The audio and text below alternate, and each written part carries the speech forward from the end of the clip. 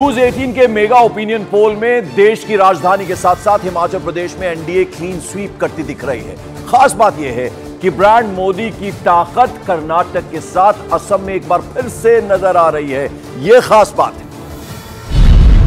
अब आप 4 सीटों वाले हिमाचल प्रदेश का भी मेगा ओपिनियन पोल देखिए, जहां एनडीए को 4 में से 4 सीटें मिलने का अनुमान तो वहीं इंडी गठबंधन और अन्य का खाता शून्य रहने का अनुमान है।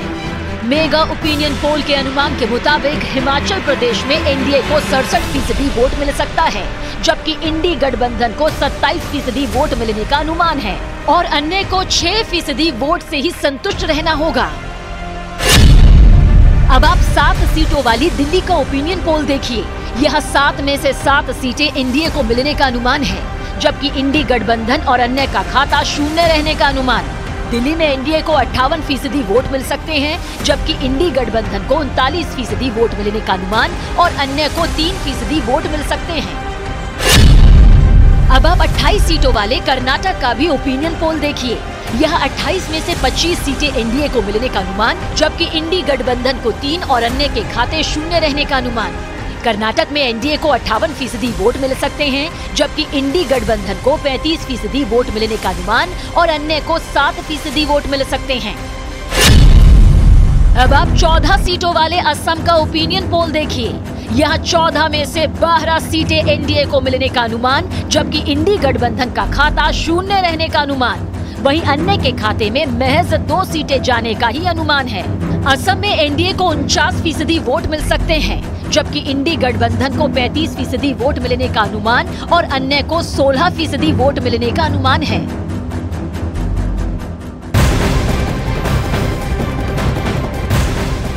न्यूज 18 इंडिया मॉर्निंग प्राइम में अब बात करते हैं बिहार में चल रहे सीट शेयरिंग पर संग्राम की। खबर है कि महागठबंधन में बंटवारे पर अभी तक सहमति नहीं बन पाई है। सूत्रों के हवाले से यह भी पता चला है कि कांग्रेस बिहार में 15 से कम सीटों पर मानने को तैयार नहीं है।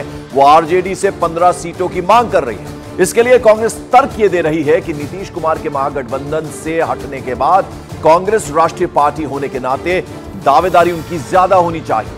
कांग्रेस ने 15 सीटों की एक लिस्ट भी लालू प्रसाद यादव को थमा दी है। इस लिस्ट में सासाराम, पूर्णिया, खगड़िया, नवादा, औरंगाबाद, कटिहार, समस्तीपुर, किशनगंज, मोतिहारी, पश्चिम चंपारण, पटना साहिब, मुजफ्फरपुर, बक्सर, मधुबनी और बेगूसराय शामिल है। खबर यह भी है कि अगर आरजेडी ने कांग्रेस की बात नहीं मानी तो बिहार में कांग्रेस अकेले चुनाव भी लड़ सकती है। यानी महागठबंधन जो है बिहार में, वहां सब कुछ ठीक नहीं चल रहा है।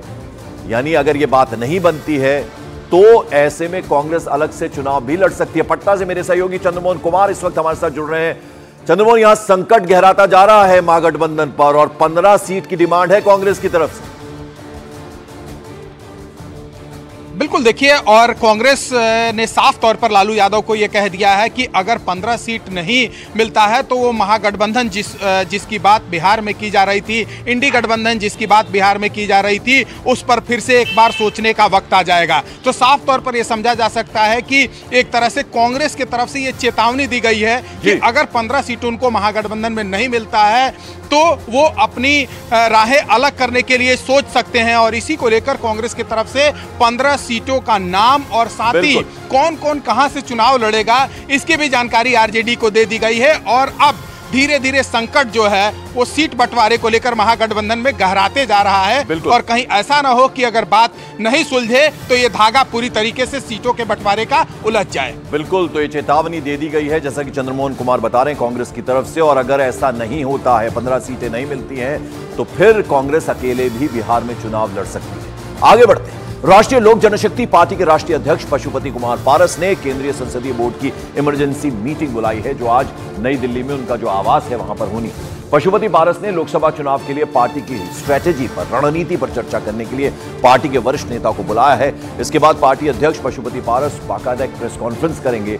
दरअसल लोकसभा चुनाव 2024 के लिए एनडीए ने चिराग पासवान को पशुपति पारस के खेमे की सभी सीटें दे दी हैं, जिसके बाद से ही पारस खेमे में हड़कंप मचा हुआ है। हालांकि पशुपति पारस ने चुनाव लड़ने के सवाल पर कुछ भी बोलने से इनकार किया है और समय मिलने पर जेपी नड्डा से मुलाकात करने की भी बात कही है पशुपति पारस ने।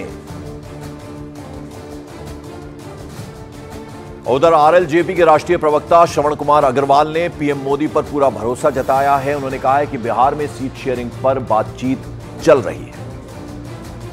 राष्ट्रीय अध्यक्ष पशुपति कुमार पारस जी को अधिकृत किया जाता है कि आगे की जो पार्टी की रणनीति होगी, आगे जो पार्टी जो रणनीति तैयार करेगी, और भारतीय जनता पार्टी से जो हमारा वार्ता चल रहा है सीट शेयरिंग पे, वो सारी बातों के लिए संसदीय बोर्ड ने राष्ट्रीय अध्यक्ष पशुपति पारस जी को अधिकृत कर दिया है। और राष्ट्रीय अध्यक्ष जी भारतीय जनता पार्टी के शीर्ष नेतृत्व के संपर्क में है। हमारी पार्टी की वार्ता चल रही है और हम लोग प्रधानमंत्री के नेतृत्व में एनडीए में हैं, एनडीए में थे, एनडीए में रहेंगे। उधर पशुपति पारस और चिराग पासवान को लेकर बिहार के डिप्टी सीएम विजय कुमार सिन्हा ने क्या कुछ कहा, जरा वो दिखाते हैं। भारतीय जनता पार्टी किसी एक जाति की पार्टी नहीं है, सभी जाति का पार्टी है, सबका स्वागत है।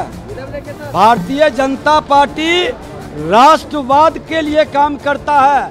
भारतीय जनता पार्टी हर भारतीय को आत्मनिर्भर आत्म स्वाभिमान के साथ सबका विकास को लेके चलता है। चचा भतीजा का जो भी मामला है, लेकिन दोनों भाजपा के साथ चलना चाहते हैं। और आइए सीधे रुक करते हैं मेरे सहयोगी नीरज कुमार का, जो कि पशुपति पारस के जो दिल्ली में घर है उसके बाहर मौजूद हैं। क्या खबर है नीरज, आज ये बैठक होनी है पशुपति पारस के घर पर, उसके बाद एक प्रेस कॉन्फ्रेंस भी करने वाले हैं, क्या सब कुछ ठीक है? देखिए, सब कुछ ठीक नहीं है पंकज, और दूसरी अहम बात कि 3 बजे ये संसदीय बोर्ड और दूसरे पदाधिकारियों की बैठक राष्ट्रीय लोक जनशक्ति पार्टी ने बुलाई है, यानी पशुपति पारस ने बुलाई है। लेकिन 2-3 पहलू है, 2-3 विकल्पों पे पार्टी के अंदर विचार किया जा रहा है। पहला ये कि एक अनुरोध किया जाएगा, देखा जाएगा कि आधिकारिक तौर पे जो एनडीए की सीटों की खबरें आई हैं उसका ऐलान हो और उसके बाद आगे की रणनीति तय करे।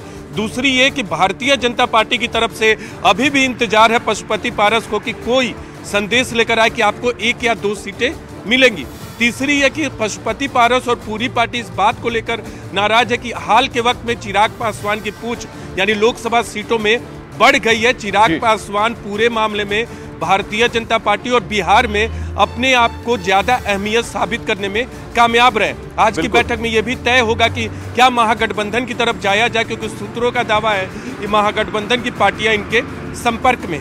ठीक है, आप नजर बनाए रखें नीरज, आज ये जो बैठक है उस पर अब सबकी नजर है, क्या कुछ उससे निकल कर आता है। प्रेस कॉन्फ्रेंस भी होनी है। फिलहाल आपका बहुत बहुत शुक्रिया। आगे बढ़ते हैं। ज्ञानेश कुमार और सुखबीर सिंह संधू को नया चुनाव आयुक्त चुना गया है। प्रधानमंत्री नरेंद्र मोदी की अध्यक्षता में हुई इस बैठक में दोनों के नाम पर मोहर लग गई है। तो आपको बता दें, ये 2 नाम जिनमें ज्ञानेश कुमार हैं और सुखबीर सिंह संधू हैं, इन्हें नया इलेक्शन कमिश्नर चुना गया है। प्रधानमंत्री नरेंद्र मोदी ने अध्यक्षता की थी एक बैठक की, उसके बाद ही इन दोनों के नामों पर मोहर लग गई है। ज्ञानेश कुमार, आपको बता दें, उनके अलावा एस एस संधू नए इलेक्शन कमिश्नर बनाए गए हैं। पीएम ने अध्यक्षता की थी एक बैठक की और उसके बाद इनके दोनों के नाम सामने आए हैं। 1988 बैच के केरल काडर के आईएएस अधिकारी हैं ज्ञानेश कुमार का। अगर हम जिक्र करें, गृह मंत्रालय में ज्वाइंट सेक्रेटरी कश्मीर डिवीजन भी रह चुके हैं और उनके कार्यकाल में ही जेएनके से धारा 370 हटाई गई। सहकारिता मंत्रालय के गठन में भी इनकी अहम भूमिका रही है। ये हम बता रहे हैं सुखबीर संधू के बारे में। 1988 बैच के उत्तराखंड काडर के आईएएस अधिकारी हैं। राज्यों के साथ साथ केंद्र में भी अलग अलग पदों पर इन्होंने काम किया है। उत्तराखंड, पंजाब सीएम के चीफ सेक्रेटरी भी, यानी 2 सीएम के चीफ सेक्रेटरी भी रह चुके हैं। उत्तराखंड के मुख्य सचिव पद पर भी रह चुके हैं। तो अब आपको बता दें कि चुनाव आयोग की नई टीम, राजीव कुमार जो मुख्य चुनाव आयुक्त है, अब उनके साथ सुखबीर संधू और ज्ञानेश कुमार की भी नियुक्ति हो गई है। यानी अब ये टीम एक तरह से पूरी हुई है। चीफ इलेक्शन कमिश्नर, उनके साथ 2 और इलेक्शन कमिश्नर जो हैं वो हैं ज्ञानेश कुमार और सुखबीर संधू। यानी अब ये चुनाव आयोग की टीम की एक नई शक्ल जो है वो सामने आई है। प्रधानमंत्री की अध्यक्षता में यह बैठक हुई जिसमें इन दोनों के नाम पर मोहर लग गई है।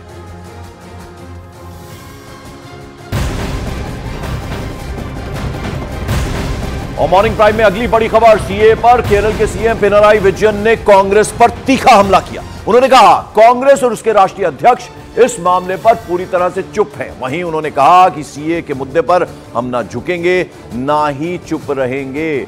तो कांग्रेस से सीए के मुद्दे पर भागने का आरोप पिनराई विजयन, जो कि केरल के सीएम हैं, उन्होंने सीधे सीधे कांग्रेस पर हमला कर दिया है। उन्होंने कहा कि इस मामले पर जो राष्ट्रीय अध्यक्ष हैं कांग्रेस पार्टी के मल्लिकार्जुन खड़गे पर सीधे सीधे उन्होंने हमला किया है।